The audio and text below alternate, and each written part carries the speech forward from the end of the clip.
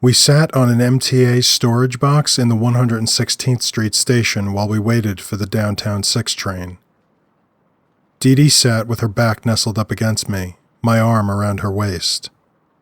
She looked through the viewfinder of my camera at different things and snapped pictures. "Do you always carry this with you?" "Pretty much. You never know when it'll come in handy." She snapped another picture, then frowned when she looked through the LCD screen on the back of the camera. "When you take pictures of fire hydrants and garbage cans, they look interesting. When I do it, they're just boring." "I guess I'm more interesting than you." She snorted. "It's okay, you've got other good qualities." She jabbed me in the ribs with her elbow. "And to think I was about to take you back to my apartment," she said playfully. "Damn it. How many times have I screwed this up now?" I asked, snugging my arm around her waist. "I've lost track. You're getting closer each time, though." "That'll be a consolation while I'm riding back up to Inwood alone." She placed the camera in her lap and leaned her head on my shoulder. "I guess I can let it slide. This time." I wrapped my other arm around her and rested my cheek against hers. We sat there for a few moments, quiet, content. I turned to kiss her cheek. Just as my lips were grazing her skin, I felt a crack of pain in the back of my head. The color drained out of the world around me, and my limbs went limp.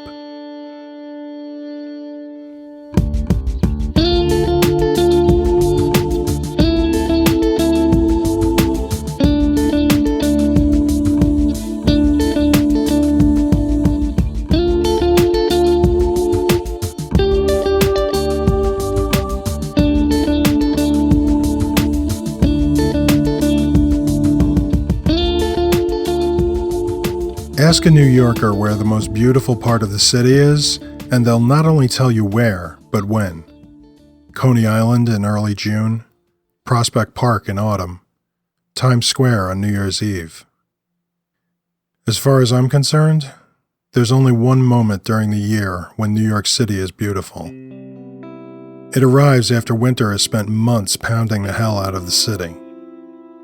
The snow eventually melts, leaving behind a slurry of dissolved rock salt and trapped pollutants that gets splashed onto every sidewalk and storefront and leaves the city caked with a layer of dingy chemical grime. People do their best to scrape it away, but most of it stays cemented in place until the first rain of spring. Not the dainty showers that coax buds to sprout. Rain. Rain that comes down in sheets and savages umbrellas.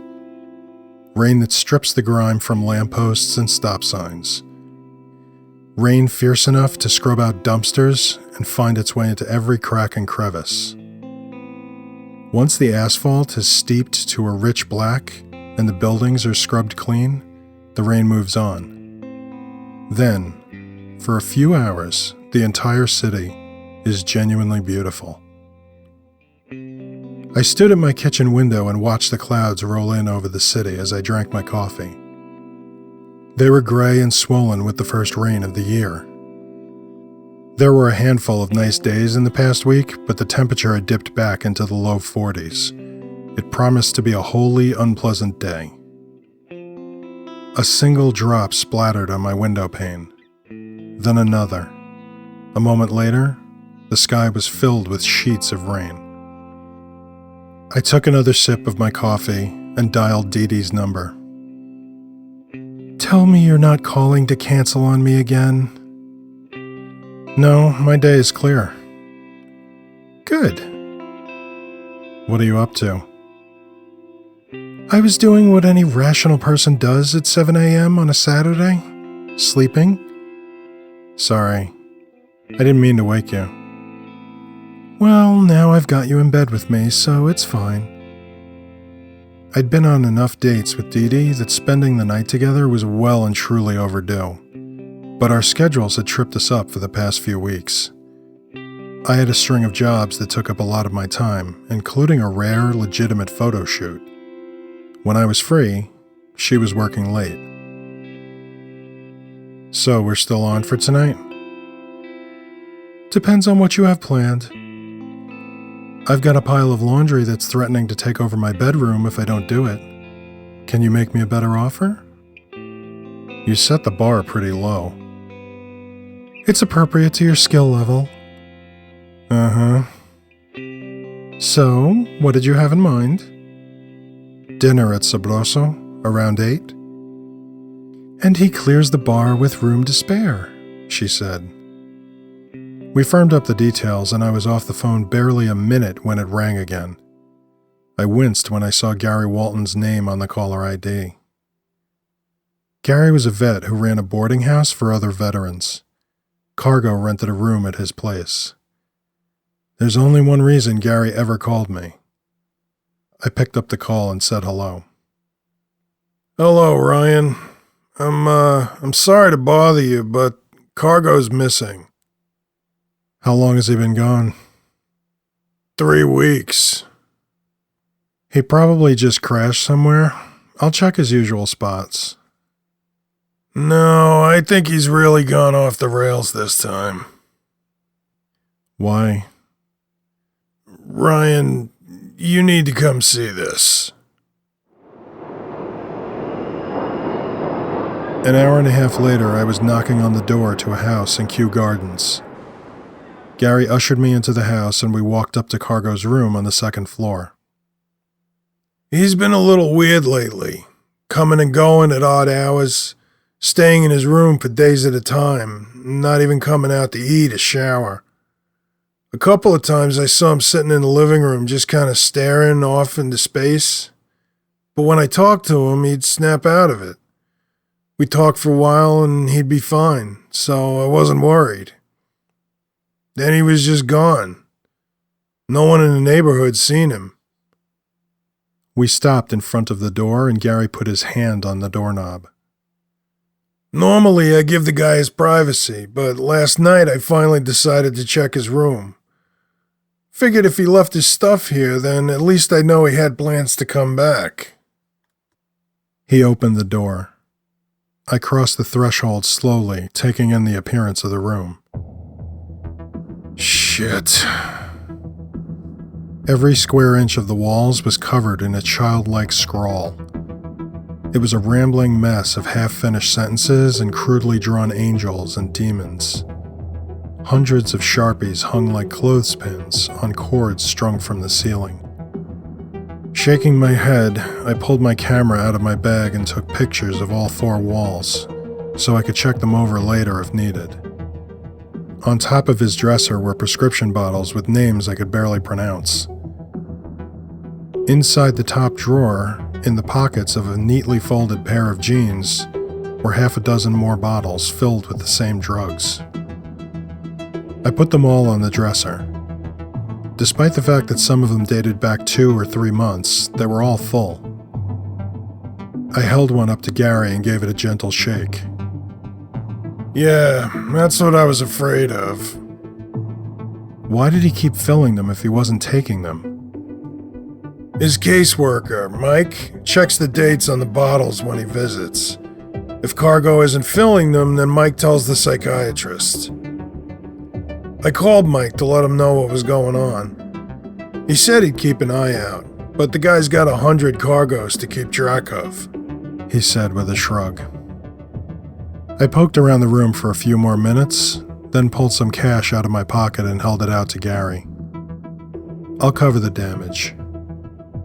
Gary waved me off, wearing a look halfway between insulted and grateful. I could fix this with a couple of coats of paint. Just find him, would you? I nodded and Gary walked me out of the house. While riding the E-train back to Manhattan, I transferred the pictures from my camera to my iPad. I zoomed in and tried to read the text. It was a hot mess of incoherent sentences. There were phrases that repeated over and over again. A lot of thorns and thistles and men returning to dust. Occasionally, there was a complete sentence that seemed to be a Bible verse.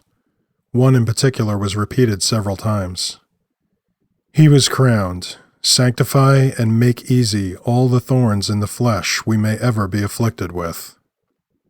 Eventually, it all started to run together, and I tucked the iPad into my bag. When Cargo went off his meds, he started hearing voices of saints and angels telling him to do things. Unfortunately, they usually told him to head to the worst parts of the city and minister to the masses. He ended up tucked in some shithole for a while. Then he would piss off the wrong person or get the attention of the police, and he'd end up in the hospital. Which in a way was a good thing. It narrowed down the number of places I had to look for him. I decided to check out one of his favorite spots first. Back before the porn industry moved onto the internet, Times Square was a haven for everything titillating and perverse. Hotels in the area had trouble keeping their rooms filled, and several of them were sold to the city for use as single-room occupancies. It was intended to provide low-cost housing to people who needed it. What they inadvertently created were drug-infested shitholes. The Washburn Hotel was one of these, and the voices in Cargo's head often told him to come here. I talked with the man at the main desk. His attitude matched his miserable expression, and he was no help. Poking around on my own, I managed to find a few people who weren't hazed over by heroin and described Cargo to them. One had seen him in the building a few days ago, but I had to hand over a 20 to find out where. I took an elevator that reeked of urine to the 7th floor. It was oddly quiet compared to the rest of the floors on the building. I knocked on every door and was met by half a dozen slammed doors, a couple of death threats, and one woman who puked over the threshold onto the hallway floor, splattering my shoes. By the time I got to the last suite on the floor, I was in a foul mood. The door was opened by a squirrely man who didn't speak to me, just looked at me through the crack left by the security chain. Whatever he'd taken left him trembling like a Jack Russell Terrier. Fed up and short on time, I threw my weight against the door, breaking the security chain off the door jamb and pushing him back into the suite. 4 guys sat in the common area of the suite. One was passed out, one nursing a 40. The other 2 were staring off into space, eyes half closed. "All right," I said, glancing around the room at the ones that were awake to make sure I had their attention. "I'm looking for a guy, a few inches taller than me," I said, holding up my hand in the air to demonstrate. "Been on the streets for a couple of weeks and he looks it. Black, thin, probably talking a lot about Jesus. His name is Cargo. Have you seen him?" One man on the couch mumbled something. I stepped over the coffee table and grabbed the front of his shirt. "What did you say?" Please, he said as his head lolled to one side. I cuffed him on the side of the head, but he didn't even notice. I brought my hand up to slap him again when the idiot who opened the door finally spoke up. "The priest. He never told us his name. We called him the priest." I looked over my shoulder at him, still holding the junkie by the shirt. "Good. Keep talking." He was here for about a week. He drove everyone nuts. He was talking about salvation, and he had to find a crown. Said he could feel the thorns in his head, and he needed to find his crown." "What does that mean?" I said, letting go of the guy on the couch. "You asked about him. I'm just telling you what he said. How do I know what the fuck it means? How should I know? He was just a guy. He hung around, talked to everyone about Jesus and how he wanted to save everyone, but he needed the crown. Yesterday he said he needed to go find it, and he left. Was it 2 days ago? No, it was yesterday. He said he was going to find the crown. I think it was yesterday." He kept shifting his weight from one foot to the other as he spoke. I suppressed the urge to grab him by the shoulders and hold him in place. "Where did he go?" "He just said he was going to find his crown. He hassled me for money for the subway. I think it was yesterday." "Which train?" "The 4. He was taking... No, the 6. The 6, yeah, the 6. He was taking the 6. Yesterday he asked me for money, then he left. Was it yesterday? No, it was Tuesday, 'cause I... His voice trailed off behind me as I walked out of the suite. I left the Washburn and headed across town to the 6 train. I had a pretty good idea where Cargo went. As I walked, my frustration gave way to a sense of dread.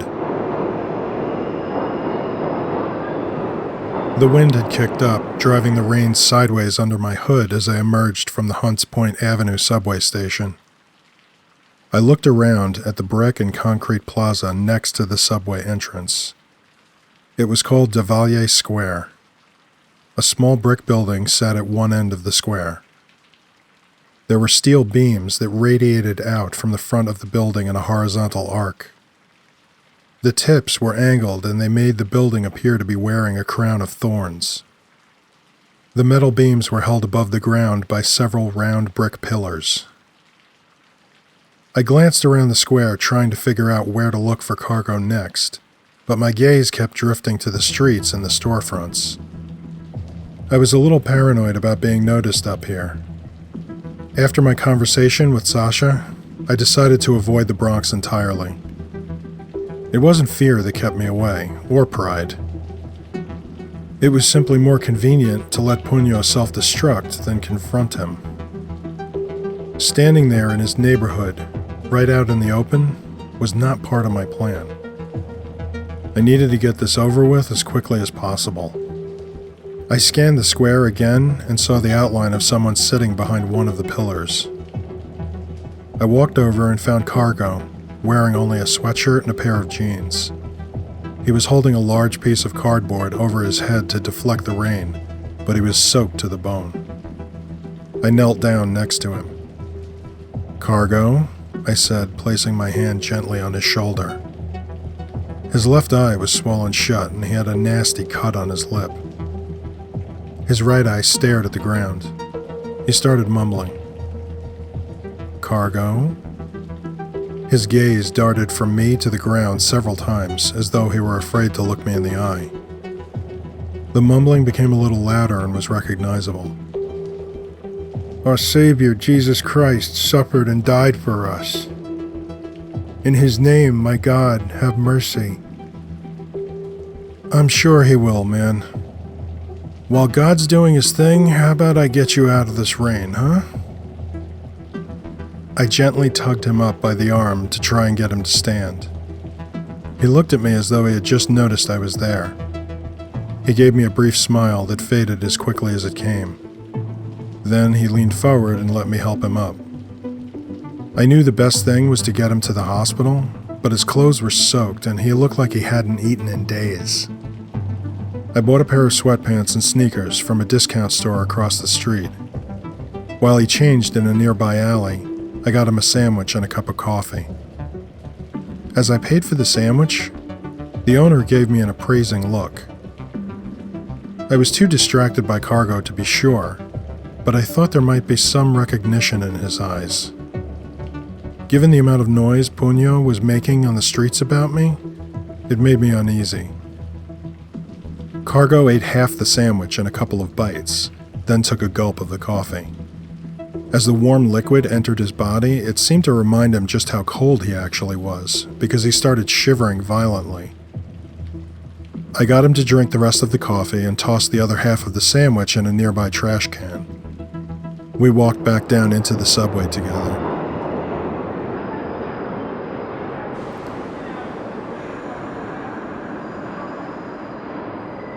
Six hours later, I collapsed on the couch in my apartment and closed my eyes. I'd gotten Cargo to the Manhattan VA hospital, showed the admitting nurse the pictures of the pill bottles and the walls in Cargo's room, then spent the rest of the afternoon sitting in the ER, waiting for them to take him up to the psych unit. He barely acknowledged me when I said goodbye to him. I guess the voices in his head just crowded me out. I sat there on my couch, and just as I felt myself drifting off to sleep, I sprang up. "What the fuck time is it?" I said to the empty room. I dug into my pocket and pulled out my phone. 7:30. There was a text from Dee Dee saying she'd be a half an hour late for dinner. That gave me just enough time to shower, put on some decent clothes, and get my ass to East Harlem.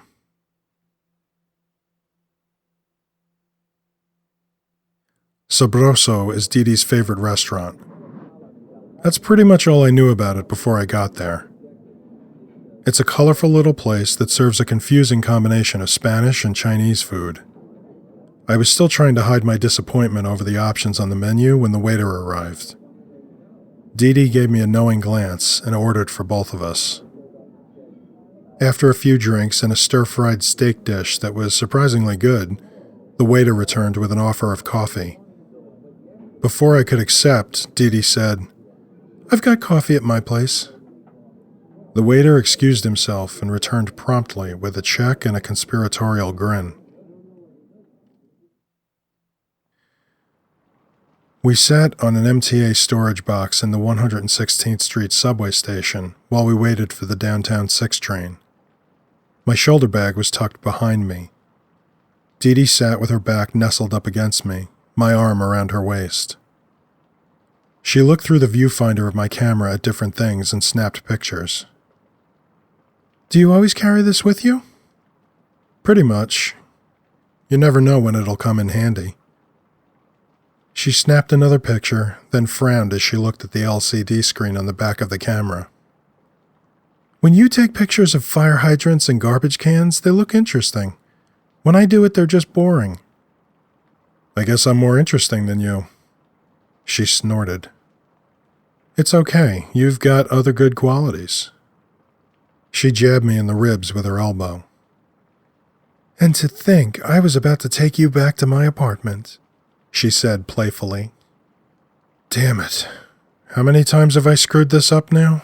I asked, snugging my arm around her. "I've lost track. You're getting closer each time, though." "That'll be a consolation while I'm riding back up to Inwood alone." She placed the camera on her lap and leaned her head against my shoulder. "I guess I can let it slide. This time." I wrapped my other arm around her and rested my cheek against hers. We just sat there for a few moments, quiet, content. I turned to kiss her cheek. Just as my lips were grazing her skin, I felt a crack of pain in the back of my head. The color drained out of the world around me and my limbs went limp. I felt Dee Dee being pulled away from me, heard the camera skitter across the ground, and something cold grabbed my wrist and wouldn't let go. I reflexively shook my head, trying to bring the world back into focus. When my vision cleared, I saw a man standing behind Dee Dee, holding her tightly by the arms. Another was next to him. A third was standing in front of them with a shit-eating grin on his face. Puño and his guard dogs. I forced myself to stand up, but something metallic bit down on my wrist. I looked down to find myself handcuffed to the handle on the metal storage box. "What you gonna do now, I say?" Puño dangled the key to the handcuffs on a long, thin chain. He casually twirled it around his finger. "I tried to warn you. I offered you compensation, but you wouldn't listen." He shot a look to the guy holding Dee Dee. A moment later, she was dangling over the subway tracks. I reflexively strained against the handcuffs, causing them to bite deeper into my wrist. "So, do we kill this bitch, or do we just have some fun with her?" "Both," barked Puño's dog as he pulled Dee Dee back from the edge of the platform. Puño leaned toward me and smiled, nodding his head. I was trembling with rage. I grabbed hold of time and was about to yank it to a halt when I realized it wouldn't do me any good. I was useless as long as I was cuffed to the box. Puño was careful to stay well out of my reach. I thought about screaming for help, but the subway was empty. With the traffic and the sound of the rain above us, it was unlikely anyone would hear me. Puño kept talking and his dogs laughed. I couldn't hear them. The whole world shrunk down to Puño's face. It was as though I was looking at him through a long tunnel. The other end was filled with his goddamn grin. Then his smile gave way to a confused expression. He looked over his shoulder at Dee Dee, and I followed his gaze. Her eyes were closed and mouth open, and she had the strangest expression. It looked so odd that confusion pushed back my anger enough for the world to come back into focus. I realized I'd been holding my breath, and I let it out. I could hear a voice. Dee Dee was singing.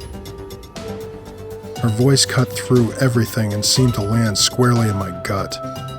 I braced myself against a wave of nausea. One of the dogs leaned against the wall, and Punyo put his hand to his stomach and closed his eyes. The churning in my gut was joined by a wave of dizziness. Dee Dee's voice got louder, and Punyo dropped to his knees. "Shut that bitch up," he rasped. But the dog that was holding her was double over, puking onto the subway tracks. Dee Dee walked toward Punyo slowly. As her voice worked its way deeper into my gut, I held my breath to try and steady the bile that was pushing its way toward my mouth. Punyo collapsed onto his side and spewed vomit onto the platform. He continued to heave well after his stomach was empty. Dee Dee was now hovering over him. She snatched away the chain with the key on it and then leaned down closer to his ear. The sound continued to flow out of her almost like a mother singing a lullaby. Punyo pissed himself and started to heave again. This time he spewed blood out onto the concrete. Finally, he gave a long, shuddering gasp, and he stopped moving. Dee Dee stopped singing. My nausea receded enough that I could take a breath without puking all over myself. She used the key to unlock me, cuffed the dogs to the storage box, and dragged Punyo behind it. Then she tossed the key onto the tracks just as the train approached. She pulled me to my feet and wrapped her arms around me, pressing her cheek to mine. She started humming. I closed my eyes and every muscle in my body tensed in anticipation of the nausea. Instead, a cool feeling washed down my back and dissolved the knots in my stomach. The sounds of the train door opening and the people getting off were distant noises beyond the horizon of Dee Dee's voice. Dee Dee continued to hold me and hum as she backed me onto the train. Then I felt her arms release me, and her voice trailed off. "Sit down, sweetie." I grabbed the bar next to the door for support.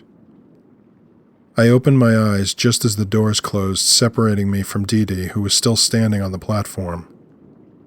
I pressed my hands against the windows and called out her name, but she didn't say anything. Her eyes were glazing with tears. The train began moving, and I watched the platform slowly slip out of view, then collapsed onto the nearest seat.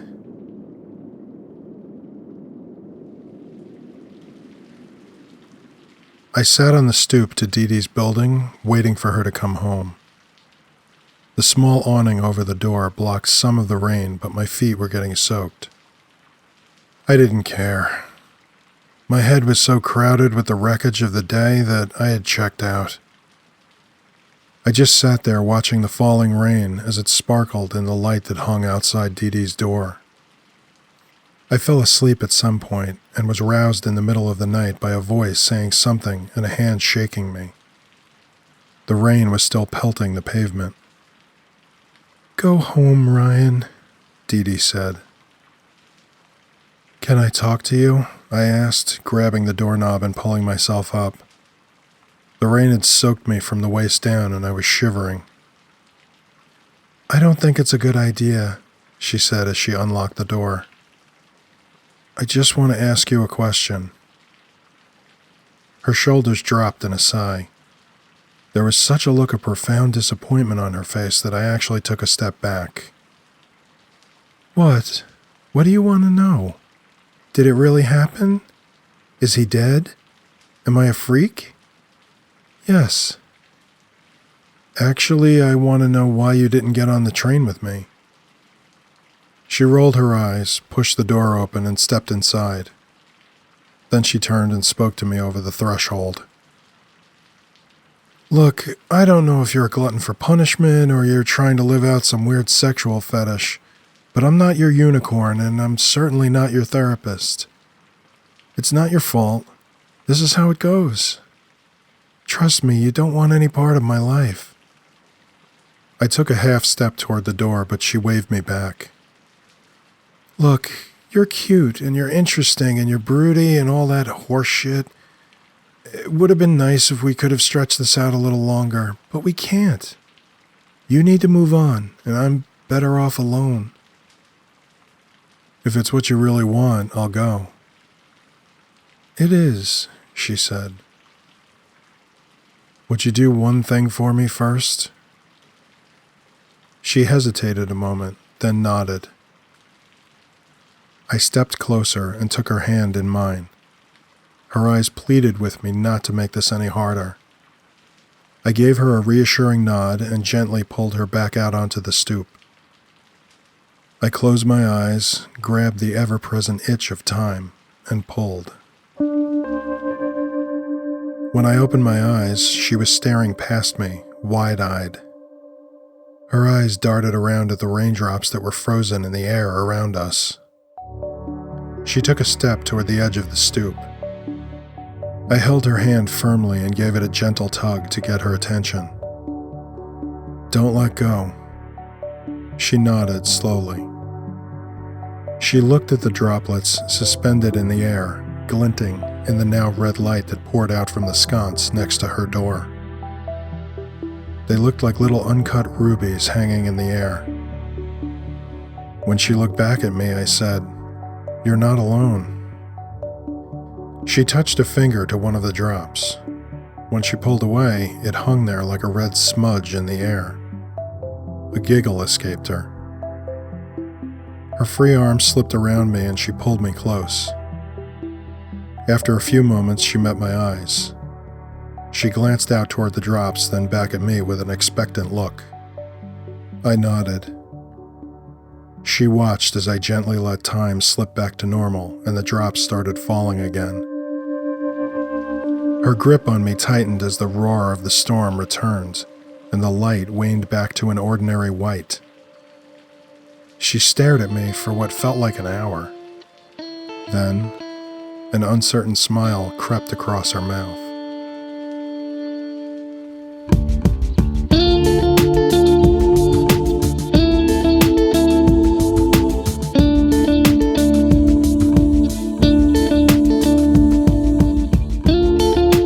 If you've enjoyed this episode, please take a moment to rate the Red Shift Chronicles on iTunes.